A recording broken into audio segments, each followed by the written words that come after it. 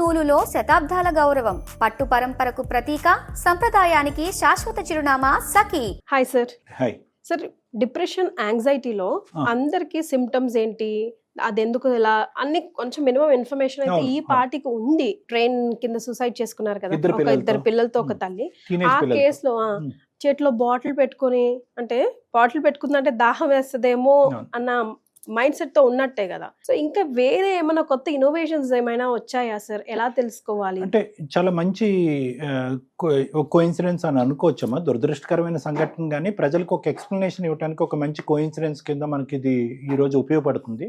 అంటే సుజాత, అదే ఆవిడ ఎవరైతే కనుక ఇద్దరు పిల్లలతో పాటు రైలు పట్టాల మీదకి వెళ్ళి యాక్సిడెంట్కి గురైనటువంటి వాళ్ళు ఉన్నారో అందరికీ ఆశ్చర్యం కలిగించేటటువంటిది ఏంటంటే చాలా ముఖ్యమైన అంశం అనమాట. డిప్రెషన్లో ఉండేటటువంటి వ్యక్తులకి ప్రత్యేకమైన కారణాలు ఉంటాయి.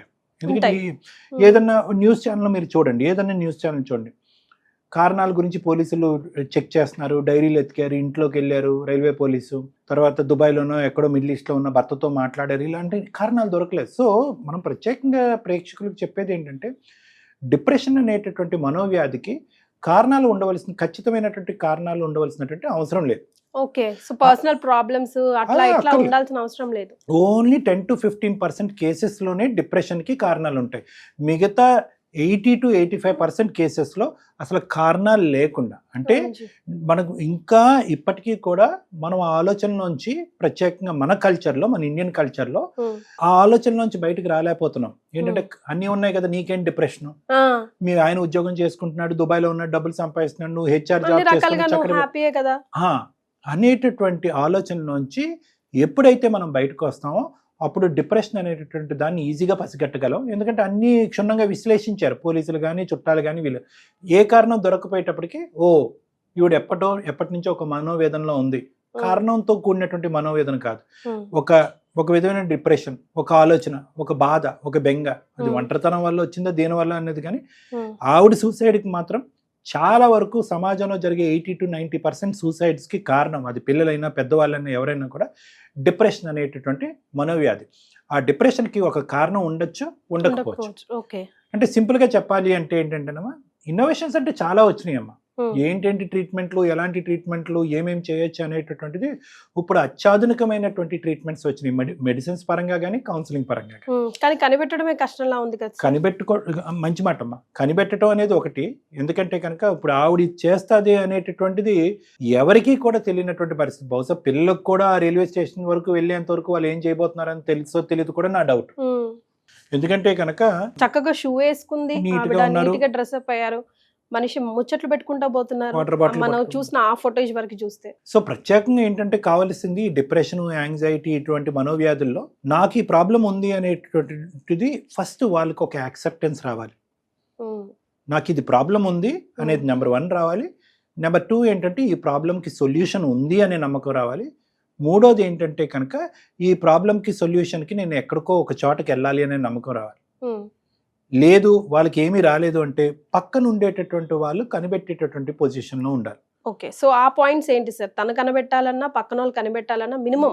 ఫస్ట్ ఆఫ్ ఆల్ డిప్రెషన్లో ఉండేటటువంటి చాలా సిమ్టమ్స్లో ప్రధానమైనటువంటి సిమ్టమ్ ఏంటంటే హోప్లెస్నెస్, హెల్ప్లెస్నెస్. అంటే నేను బ్రతకాలి అనేటటువంటి ఆలోచనకి, నేను బ్రతికి ఈ సమస్యల్లో కానీ, లేదంటే ఈ టెన్షన్లో కానీ, ఈ డిప్రెషన్లో కానీ, ఈ ఆత్మన్యూనతా భావము, ఒక విధమైనటువంటి లోటు, ఒక బాధ, ఒక ఒంటరితనం, ఎందుకు ఊరికూరికనే ఏడుపు వస్తుంది, జీవితం మీద విరక్తి వస్తూ ఉంటుంది, ఎందుకు వస్తున్నాయి, అన్నీ బాగున్నాయి కదా అనుకున్నా కూడా ఆ ఆలోచనని కూడా కప్పేసేటటువంటి ఒక నెగిటివ్ థింకింగ్, ఏ పని మీద ఫోకస్ లేకపోవటము, రాత్రి నిద్ర పట్టకపోవటము, మార్నింగ్ లెగిసి పనికి వెళ్ళాలి అని అనిపించకపోవటము, బయటకు తయారవటానికి నీట్గా డ్రెస్ వేసుకుంటారు, లిప్స్టిక్ వేసుకుంటారు, మేకప్ వేసుకుంటారు, నీట్గా తయారవుతారు, అన్నీ అవుతారు, ఆఫీస్లోకి కూడా వెళ్తారు.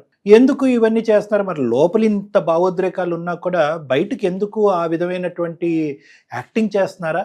ఎందుకంటే కనుక చాలామంది మానవ సహజం ఏంటంటే, నేను మానసికంగా బలహీన, ప్రత్యేకంగా ఆవిడ హెచ్ఆర్ జాబ్లో ఉన్నారు, ఉదాహరణకు నేను చెప్తున్నాను, ఆవిడనే కాదు, జనరల్గా నేను మానసికంగా బలహీనపడ్డాను అనేటటువంటిది బయటకు వ్యక్తపరచడానికి నేను ఇష్టపడను. ఏదో విధంగా కవర్ చేసుకుని ఇంటికి వచ్చిన తర్వాత నా బాధ ఏదో నాతో చెప్పుకుని, మాట్లాడుకుని, ఏడుస్తూ బాధపడతాను. కానీ సమాజానికి చూపెట్టడానికి నేను ఇష్టపడను. అది డిప్రెషన్లో ఉన్నటువంటి ఒక ప్రత్యేకమైనటువంటి క్వాలిటీ. సో సిమ్టమ్స్ని దాచిపెట్టడం అనేది చివరి దశ వచ్చేంత వరకు దాచిపెట్టడం, లేదంటే సూసైడ్ చేసుకున్న తర్వాత అరే వీళ్ళు డిప్రెషన్లో ఉన్నారు అని చెప్పి చుట్టుపక్కల వాళ్ళు అనుకోవటం అనేది జరుగుతూ ఉంటుంది. సో ఈవిడ విషయంలో కూడా చాలా చక్కగా దాచిపెట్టారు, భర్త దగ్గర నుంచి కానీ అందరి దగ్గర నుంచి కూడా. కొద్ది గొప్ప ఈవిడ మనోవేదన అర్థం చేసుకున్న వాళ్ళు ఎవరన్నా ఉన్నారు అంటే కనుక దగ్గర ఉండేటటువంటి ఆ పిల్లలు అర్థం చేసుకునేవారు. వాళ్ళు కూడా ఇద్దరు హాస్టలే సార్, బాబు హాస్టలే, బాబు హాస్టల్, తల్లితో పాటు తల్లితో. కానీ హాస్టల్లో ఉన్నా లేకపోయినా అమ్మా బాగా చదువుకుని డిప్రెషన్లో ఉండేటటువంటి వాళ్ళు పక్క వాళ్ళకి ఒక నెగిటివ్ కౌన్సిలింగ్ ఇస్తూ ఉంటారు, ముఖ్యంగా పిల్లలకి, ఆ టీనేజ్ వయసులో ఉండేటటువంటి పిల్లలకి. అక్కడ మనం చూసినటువంటి ఒక పాయింట్ ఏంటంటే పిల్లలు ఎప్పుడూ కూడా తల్లి యొక్క చెప్పు చేతల్లోనే ఉన్నారు అనేటటువంటి ఒక కాన్సెప్ట్ వచ్చింది అక్కడ. అంటే ఎంత చెప్పు చేతల్లో ఉంటారు అంటే అరే ఈ జీవితం ఇంతేరా, మనకి ఎవరి దగ్గర నుంచి ఏ లాభం ఉండదు, ఎప్పుడు చూసినా ఇదే జీవితం అంతా కష్టాలే, మనం ఇలా బ్రతికి ఏం లాభము, ఏం సాధిస్తాము, ఎవరి గురించి బతుకుతున్నాం అని చెప్పి ఎప్పుడైతే ఈ నెగిటివ్ సంభాషణ ఒక తెలివైనటువంటి ఉద్యోగం చేసుకునేటటువంటి వ్యక్తికి పిల్లల మీద బాగా పట్టు ఇన్ఫ్లుయెన్స్ ఉండేటటువంటి ఒక తల్లి పాత్రలో ఉండే వ్యక్తికి వస్తే కనుక ఆటోమేటిక్గా పిల్లలు అది అబ్జర్వ్ చేసేసుకుంటారు. ఎందుకు అంటే కనుక ఒకటి ఎప్పుడు చూస్తున్నా ఒకే నెగిటివ్ అట్మాస్ఫియర్లో ఆ తల్లి పెంచుంటుంది, కొన్ని రోజులు బట్టో నెలలు బట్టో సంవత్సరాలు బట్టో. ఎలాగైతే తల్లి ఒక హ్యాపీనెస్ లేదో ఆటోమేటిక్గా పంచిచ్చే హ్యాపీనెస్ కూడా తల్లికి ఉండదు. కాబట్టి పిల్లలు కూడా ఆ హ్యాపీనెస్ ఇంట్లో ఆస్వాదించకపోయేటప్పటికి బహుశా అమ్మ చెప్పేది నిజమేమేమో, అన్ని రోజులు ఇలాగే ఉంటాయేమో, చీకటి రోజులేనేమో, దీనికి మించినటువంటి ప్రపంచం లేదేమో అని చెప్పి ఆ డిప్రెషన్ ఇంబైబ్ అయిపోతుంది అనమాట, ట్రాన్స్ఫర్ అయిపోతుంది పిల్లలకి. ప్లస్ టీనేజ్లో ఉండేటటువంటి పిల్లలకి హార్మోనల్ ఇంబ్యాలెన్స్లో వల్ల లేదంటే జెనెటిక్గా తల్లి నుంచి పిల్లలకి రావడం వల్ల కొంతవరకు డిప్రెషన్ ఉంటుంది. పక్కన ఒకప్పుడు తండ్రి ఉన్నాడు అనుకోండి, ఆ తండ్రి మాట్లాడి కానీ అందులోంచి బయటికి రాబట్టడం కానీ లేదంటే ఆవిడని ట్రీట్మెంట్కి తీసుకెళ్ళటం కానీ ఇవన్నీ జరిగాయి. ఆవిడ సింగిల్ పేరెంట్ అయ్యింది, భర్త ఎక్కడో బయట ఉన్నాడు. సో ఆవిడగా ఊహించుకుని ఒక ఆత్మన్యూన్యత భావంతో ఒక నెగిటివిటీలో ఆవిడ కూరుకుపోయింది. అది కాస్త పిల్లల బ్రెయిన్లో నింపింది. ఒక రోజు పదన్నాన్న మనం ఇలా చేద్దాం అని చెప్పి చివరి వరకు ఆవిడ చెప్పిందని నేను అనుకోవట్లేదు, ఏదో ఊరు వెళ్దాం అన్నట్టు పట్టుకెళ్ళి ఉంటుంది ఆవిడ పిల్లల్ని. బహుశా అక్కడికి వెళ్ళేటప్పటికి ఇంకొద్దిగా పిల్లల్ని ఇన్ఫ్లుయెన్స్ చేసి నా తర్వాత మీకు జీవితం లేదు, నేను బ్రతికి ఏం లాభం, నేను ఎలాగ బ్రతకూడదని అనుకున్నాను, నా తర్వాత మాత్రం మిమ్మల్ని ఎవరు చూసుకుంటారు, ఏముంది జీవితము అనేటటువంటి కొన్ని మాటల గారడి, మాటల ఇన్ఫ్లుయెన్స్. అదేంటంటే తల్లి పిల్లల్ని చంపుకుంటుందా అంటే కనుక డిప్రెషన్లో ప్రధానమైనటువంటి ఒక లక్షణం ఏంటంటే ప్రపంచం అంతా అంతమైపోయిన ఫీలింగ్ వాళ్ళకి వస్తుంది. అయితే ఇప్పుడు మీరు ఒక్క నిమిషం కూడా బ్రతికి వేస్ట్ అనే ఫీలింగ్ వస్తుంది.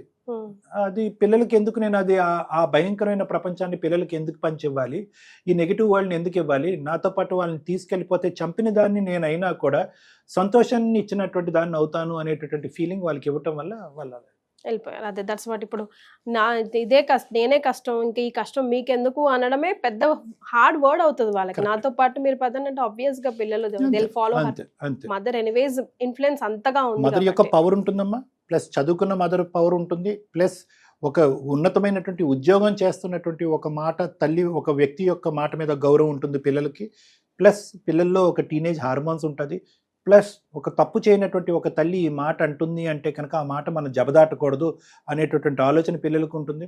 ఎందుకంటే చిన్నప్పటి నుంచి చెప్పు చేతల్లో చెప్తారు, అటు ఇటు తిరిగి జలసాలు చేసేటటువంటి పిల్లలు కాదు వాళ్ళు. అమ్మ అమ్మ అమ్మ అమ్మ. సో అమ్మ తినమంటే తింటారు, పడుకోమంటే పడుకుంటారు, చచ్చిపోదామంటే చచ్చిపోతారు. సో ఆ విధంగా జరిగినటువంటి సంఘటన. yes, to wind up the whole topic, మనం ఏం కంక్లూజన్ ఇవ్వాలి సార్? డిప్రెషన్ అనేటటువంటిది ఇందాక నేను చెప్పినటువంటి లక్షణాలు ప్రధానంగా ఒకసారి మనం మళ్ళీ స్మరించుకుందామమ్మా. డిప్రెషన్ అనేటటువంటిది సూసైడ్కి ప్రధానమైనటువంటి సూత్రము, ఒక కారణము. ఇది కూడా ఒక జబ్బు, దీనికి ప్రత్యేకమైనటువంటి కారణాలు ఉండవలసినటువంటి అవసరం లేదు. అది బ్రెయిన్కి సంబంధించినటువంటి న్యూరోబయలాజికల్ కెమికల్ డిస్టర్బెన్స్, హార్మోన్స్ కాదు, neurobiological chemical disturbance. BP, sugar, thyroid, ఇలా దీర్ఘకాలికమైనటువంటి సమస్యలు ఎలా అయితే ఉంటాయో ఇది కూడా ఒక వ్యాధి, ఒక డిజీజ్. ఈ వ్యాధిని మనం కట్ చేయటం గురించి ముందుగా ప్రధానమైనటువంటి అంశం గ్రహించటం అనేటటువంటిది ఇంపార్టెంట్. నిద్ర పట్టట్లేదా, ఆలోచనలు విపరీతంగా వస్తున్నాయా, తినబుద్ధి అవ్వట్లేదా, లోపల కుంగిపోతున్నారా, మెమరీ ప్రాబ్లమ్స్ వస్తున్నాయా, ఎవరు మిమ్మల్ని స్వీకరించట్లేదా, ఎవరిలోనూ మీరు కలవలేకపోతున్నారా, సంతోషం అనేటటువంటిది నలుగురికి పంచి ఇచ్చేటటువంటి ప్రయత్నం చేసినా ఇవ్వలేకపోతున్నారా, మీరు సంతోషంగా ఉండలేకపోతున్నారా, ఎప్పుడు చూసినా బాధ వస్తుందా, గుండెల్లో భారంగా ఉందా, కడుపులో ఏదో ఇబ్బందిగా ఉందా, ఈ రోజులు ఏంటి ప్రతిరోజు భారంగా ముందుకెళ్తున్నారా, ఎందుకు ఈ జీవితం చచ్చిపోవాలని అనుకుంటున్నారా, ఎవరు హెల్ప్ చేసేవారు లేరు, భవిష్యత్తు లేదు అనేటటువంటి ఆలోచనలో ఉన్నారా, ఇటువంటి లక్షణాలు ఆ వ్యక్తికి అనిపించినా చుట్టుపక్కల ఉన్న వాళ్ళకి ఒక 10% అనిపించినా కూడా సైకలాజికల్ అడ్వాన్సెస్లో చాలా చక్కటి ట్రీట్మెంట్ నా క్లినిక్ వరకు వచ్చినటువంటి చాలామంది పేషెంట్స్కి చాలామంది వచ్చి అంటూ ఉంటారు, రేపో మాపో చచ్చిపోదాం అనుకున్న డాక్టర్ గారు మీ దగ్గరికి వచ్చాక బ్రతకాలనే ఆలోచన వచ్చింది. వాళ్ళకి లేటెస్ట్ పరమైనటువంటి మెడికల్ మేనేజ్మెంట్స్ వచ్చినాయి. ఎంత చక్కటి ట్రీట్మెంట్ అంటే కనుక పిచ్చి మందులో గిచ్చి మందులో కాదు అవి, నిద్ర మాత్రలు అయితే అసలు కాదు. బ్రెయిన్లో ఉండే ఆ కెమికల్ డిస్టర్బెన్స్ కరెక్ట్ చేసి ఆలోచనని పాజిటివ్గా చేసి దాంతోపాటు ఎందుకు బ్రతకాలి, ఎలా బ్రతకాలి, వచ్చేటటువంటి ఆలోచనలను ఎలా తగ్గించుకోవాలనే దాని కౌన్సిలింగ్ కూడా అత్యద్భుతమైనటువంటి మలుపులు తిరిగి అత్యాధునికమైనటువంటి థెరపీస్ కూడా ఇప్పుడు అవైలబిలిటీలో మనం ఉన్నాయమ్మా.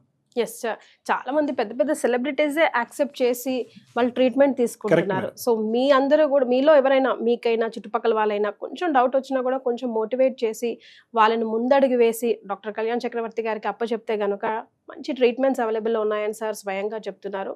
లైఫ్ చాలా ఇంపార్టెంట్ అండి, అది గుర్తుపెట్టుకోండి కదా sir. Correct. Right, thank you for joining us.